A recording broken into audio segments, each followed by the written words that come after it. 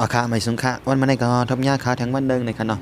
วันมาได้ข่าวตีมาก็สิปันได้ก็เขาแวบหาเงินใหม่ๆค่ะเนาะเป็นในค่ะเนาะก็ริมเทรนในค่ะเนาะแล้วก็ของบางก็พยายามรู้จักกันอยู่ในค่ะเนาะก็ริมเทรนในค่ะเนาะเพราะว่าก็เขามีในค่ะเนาะเข้าเอาโดดเอาอะไรดีเนอร์บริสโตอะไรค่ะเนาะในค่ะเนาะก็ริมเทรนในค่ะเนาะแล้วก็เด็กโดดค่ะเนาะเด็กโดดในในค่ะเนาะ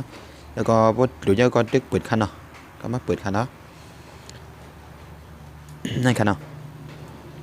ก็หน้าตามันก็เดี๋ยวเป็นจังไหนค่ะเนาะในค่ะเนาะ ก็ไม่ครับแต่มาเนี่ยก็เขาไล่สมัครเข้ามาในค่ะเนาะได้เป็นแบบเป็นแอปลงทุนค่ะเนาะบอยก็เขาไปใครลงทุนเนี่ยก็ใส่ในค่ะเนาะเขาเนี่ยมีบัญชีช่องอันค่ะเนาะอันบัญชีมันมีอันตาซ้ำแล้วก็ตาลงทุนค่ะเนาะในเป็นตาลงทุนค่ะเนาะอันช่องในค่ะเนาะเพราะเขาเติมเงินเข้ามาหนึ่งก้อนตีไม่ตั้งใจเนี่ยเนี่ยเป็นตาซ้ำค่ะเนาะตาซ้ำเด่นค่ะเนาะเขาค่าซ้ำเท็ดด้วยนี่ค่ะเนาะค่ะพอทั้งสุดค่ะเนาะเขาค่ามา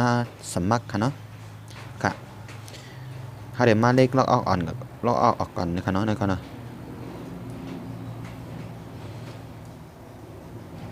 ในค่ะเนาะโปรยก็ขอคำมั่นหน้าใหม่ๆเดี๋ยวเป็นจังไหนค่ะเนาะยกกำค่ะนะมันก็เดี๋ยวให้เอ็กก็ขอคำมาเป็นนั้นได้ค่ะนะในค่ะนะโปรยก็เขาไปมีกอกมันนี่ก็เด็กเลยในค่ะนะมันเต็มมีสองแถวค่ะเนาะแล้วก็มีล็อกอินแล้วก็มีอันนี้ค่ะอันนี้ล็อกอินครับพี่กันนะนี่ล็อกอิน register ในค่ะเนาะอันนี้ห้ามเบียนในค่ะนะโปรยก็ขอมีนี่ก็เด็กในค่ะเนาะเด็กในค่ะเนาะเด็กในค่ะเนาะแล้วก็ไอ้ก็เขาเด็กเขาดังอีหยังในค่ะเนาะ ทั้งเฟซก็ห้ามแล้วก็เขาทั้งกูเกิลนะครับนี่ก็ตีเลือกเป็นเงินบาทห้ามแล้วก็เลือกเป็นเงินดอลลาร์นะครับเนาะแล้วก็นั่นก็ใส่อีเมลแล้วก็ใส่หมายพาสปอร์ตแล้วก็เลือกหมายเงินค่ะเนาะเขาคาเดียวเป็นเงินดอลลาร์ห้ามแล้วก็เดียวเป็นเงินไทยนะครับเนาะแล้วก็เด็กตีในเขากับเขาเนาะซิกอัพนะครับเนาะเด็กเขากับเขาเนาะเด็กนั่นก็เด็กตีกูเกิลในคนนั้นก็เด็กตีกูเกิลมันก็เข้ากับกำเดียวค่ะเนาะนะครับเนาะเพราะใครเลือกเป็นเงินอย่างก็นะครับเนาะมันจะมียูโรUSD นี่ก็ไทยนะครับเนาะเขาเลือกเป็นไทยค่ะเนาะในเต็มมาข่าวค่ะเนาะข่าวทั้ง Google ค่ะเนาะ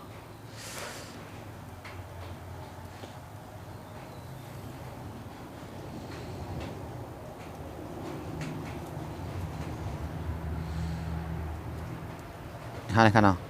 ข่าวเด็กข่าวมาอย่างนะครับเนาะนะครับเนาะเพราะข่าวมาอย่างก็จะเป็นหน้าจังไหนค่ะเนาะนะครับเนาะแล้วก็ในก่อนจะเป็นอักกอเข้าค่ะเนาะนะครับเนาะนะครับเนาะจะเป็นอักกอเข้านะครับเนาะแล้วก็มามีโปรไฟล์นั่นเลยค่ะเนาะไปก็เขาเด็กข่าวมาอย่างข่าวมาได้อักกอยาวเนี่ยก็มามีโปรไฟล์นั่นเลยค่ะเนาะเด็กดีในค่ะเนาะเด็กดี30ได้ค่ะเนาะนะครับเนาะเด็กดีในยก็เด็กดีแค่พางค่ะเนาะเด็กเขาค่ะแล้วก็เลื่อนลงมาค่ะเลื่อนลงมาอยู่ก็มาเอาดีในค่ะเนาะโปรไฟล์สตินนี่ค่ะเนาะไม่มีโปรไฟล์ค่ะเนาะแล้วก็มานี่ค่ะเนาะทีในก็มาใส่ซีเต้จีดีมีดีปันเชียวนะคะเนาะในก็อีเมลมันดีก็ใส่มาปะนั่นนี่ค่ะในก็แล้วก็มาใส่ไมโครเข้าค่านี่ค่ะเนาะนี่ค่ะเนาะใส่ไมโครค่าดินในนี่ค่ะเนาะแล้วก็ใส่ดีในก็ยาวกว่าเนาะแล้วก็มาใส่ให้เป็นน้องรัดเพศนี่ค่ะเนาะเด็กใส่ดีในค่ะเนาะ security นี่ค่ะเนาะเพราะก็เด็กใส่นี่ก็มันก็ได้ให้ค่าใส่มันดีให้ค่าใส่ดังไมโครนั่นก็ใส่ดังแอปนะครับเขาก็ใส่ดังไมโครนะครับว่าเด็กเขาก็ได้หันนี่ค่ะเนาะนี่ค่ะเนาะนี่ค่ะเนาะนี่ค่ะเนาะมันเด็กไปจังไหนค่ะเนาะแล้วก็เขาก็เด็กเขาก็ค่ะเนาะนี่ค่ะเนาะเด็กก็เดี๋ยวตีเห็นห้างไม่ซึกนี่ค่ะเนาะค่ะเนาะมันเด็กเป็นรองรับเพศบัญชีเฮานี่ค่ะเนาะประเด็นมาเอาได้นี่ค่ะเนาะครับก็มีการในค่ะเนาะเพราะค่าเพิ่มโปรไฟล์เฮาค่าแคมแล้วนี่ก็เพราะก็เขาใครลงทุนนี่ก่อนเด็กดีนี่ค่ะเนาะเด็กดีดิปอสนี่ค่ะเนาะดิปอสนี่ค่ะเนาะเด็กเขาดีนี่ค่ะเนาะแล้วก็เด็กเขากันนี่ค่ะมันก็ตีให้เฮาค่าเข้ามานั่นเดี๋ยวอ่อนเฮาค่าเข้ามาในค่ะเนาะนี่ค่ะเนาะมันก็ตีมีให้เฮาค่าเลือกค่ะเนาะนี่ค่ะเนาะเฮาค่าเลือกมันก็ค่าที่ใส่$20ค่า5มันก็$30นี่ค่ะเนาะที่ส่วนเฮาค่าใส่ได้$19ค่ะเนาะนี่ค่ะเนาะเพราะไอ้ก็คอมมี่นี่ก็ใส่$19ก็ได้นี่ค่ะเนาะ$19ค่ะเนาะ19นี่ค่ะเนาะเดี๋ยวคันนี้ค่ะเนาะที่ส่วนลงทุนได้$19ค่ะเนาะเพราะไอ้ก็เขาลงทุน$30ค่ะเนาะไอ้ก็เขาก็ได้ไล่ป้อนแนต$9นี่ค่ะเนาะได้เป็นป้อนแนตเนาะได้ร่วมกันเป็น$39ค่ะเนาะบ่ก็เขาลงทุน$30ค่ะเนาะ30นี่ค่ะนะเขามีป้อนแนตปันนี่ค่ะเนาะนี่ค่ะนะ นะคะเนาะไล่เติมเงินมันค่ะเนาะพอเติมก็เด็กกล่อมฟันนะคะนะกล่อมฟันนะคะนะพอเติมเนี่ยให้เลือกสแกนก๊อกนะคะเนาะในขณะป้วยก็เขาอยู่ที่เมืองไทยค่ะเนาะทำค่ะเนาะมันเต็มมีแฮวคันเลือกค่ะเนาะบัญชีมันกำไรค่าลืมหนีนะคะเนาะแฮวคันเลือกบัญชีมันเนี่ยค่ะเนาะนะคะเนาะเต็มมีบัญชีหลายอันค่ะเนาะอันนี้ค่ะเนาะนั่นก็ก็เลือกบัญชีสั่งนะคะเนาะนั่นก็ QR นะคะเนาะนั่นก็กสิกรคนไทยค่ะเนาะนั่นก็เป็น SCG ค่ะเนาะนั่นก็เป็นปันกอกค่ะเนาะนั่นก็เป็นออมสินค่ะเนาะนั่นก็ใส่ปันกาดนะคะเนาะ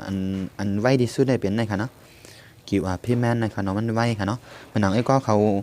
เติมเงิน QR payment เนี่ยก็ขึ้นถอนขึ้นได้ QR payment ค่ะเนาะมันมีปัญหามันได้ไวนะคะเนาะใส่เงินก็ไวถอนเงินก็ไวเนี่ยครับเพราะถอนตั้งอันไหนค่ะเนาะเพราะถอนต่างถอนแสนในมาถอนตั้งปานเนี่ยมันก็ติดเครื่องอีกนึงค่ะเนาะค่ะมีกันไหนค่ะเนาะไล่อย่างมันค่ะนะเพราะก็เขาอย่าง เพราะก็เขาเติมเงินยาวเคยถอนเงินเนี่ยค่ะเนาะเคยถอนเงินเนี่ยครับค่ะเนาะเอาทีนี้ค่ะเนาะได้ถอนเงินมันค่ะเนาะถอนเงินมันมาดีในค่ะเนาะมาดีในค่ะเนาะมาดี3 ขีดนี่ตีในค่ะเนาะมันได้มี3 ขีดตีข้างใต้ในค่ะเนาะในค่ะเนาะแล้วก็เด็กตี withdraw ในค่ะเนาะ withdraw ในค่ะเนาะใส่ withdraw ค่ะเนาะเด็ก withdraw ค่ะเนาะเป้าค่ะเอียนเนี่ยถอนเงินค่ะหรือถอนเงินค่ะเนาะ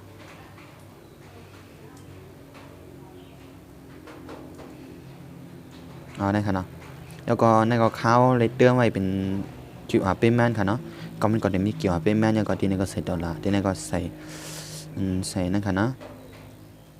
ใส่เข้าค่ะเป็นปานได้นะคะเนาะปานนั้นเข้าค่ะนะคะนะใส่ในค่ะนะเป็นเมนมันตานะคะเนาะคนไทยเนี่ยก็ใส่คนไทยค่ะเนาะที่นี่ค่ะนะตั้งใจนะคะเนาะค่ะนะมันก็จะเป็นเงินเข้าค่ะที่ถอนกายขึ้นในค่ะเนาะในค่ะเนาะแล้วก็ติเรียกตั้งใจนะคะนะเรียกนะคะเดี๋ยวไม่ติเตียกบ้างขนาดในข้าวไปมีเงินค่ะเนาะข้าวถอนกายเอาเนี่ยค่ะเนาะค่ะลายเทปมันก็หยาบค่ะเนาะลายเทปมันค่ะเนาะเพราะว่าเข้าค่ะที่ในค่ะนะเข้าค่ะว่ามันเด็กคืน5 เด็กโล่งในค่ะเนาะในค่ะก็เลื่อนลามในค่ะเนาะว่ามันเด็กโล่งเนี่ยเขาก็เด็กโล่งในค่ะเนาะเพราะการเด็กคืนเนี่ยเขาก็เด็กคืนในค่ะเนาะเด็กคืนในค่ะเนาะเด็กคืนในค่ะเนาะเด็กอัพในค่ะเนาะในค่ะเนาะเวลามันเด็กโล่งเนี่ยก็เด็กโล่งค่ะเนาะ